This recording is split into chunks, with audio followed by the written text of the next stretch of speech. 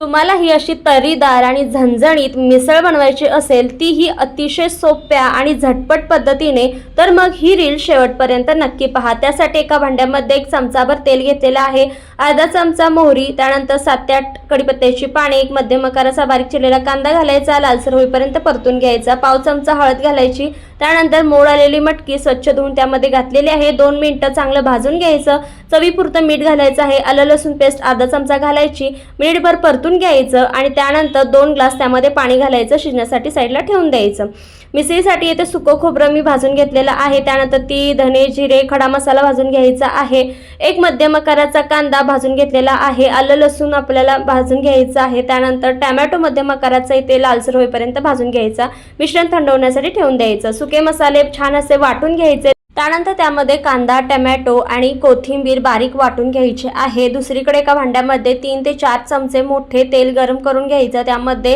कांदा लसूण मसाला, थोडंसं तिखट, हळद आणि गरम मसाला घालून घ्यायचा आहे, वाटलेला मसाला त्यामध्ये घालायचा, तेल सुटेपर्यंत परतून घ्यायचं, त्यानंतर मटकीचं जे पाणी आहे आपण शिजवून घेतलेलं ते घालायचं, वरून बारीक चिरलेली कोथिंबीर घालायची, एक 5 ते 7 मिनिटं लो गॅसवर चांगलं असं शिजवून घ्यायचं, मस्त तर्री सुटते आणि उकडलेल्या बटाट्यासोबत सर्व करायचं। मस्त आपली ते झणझणीत आणि तर्रीदार अशी मिसळ तयार होते। मग वाट कसली पाहताय, पटकन फॉलो करा आणि लाईक करायला विसरू नका।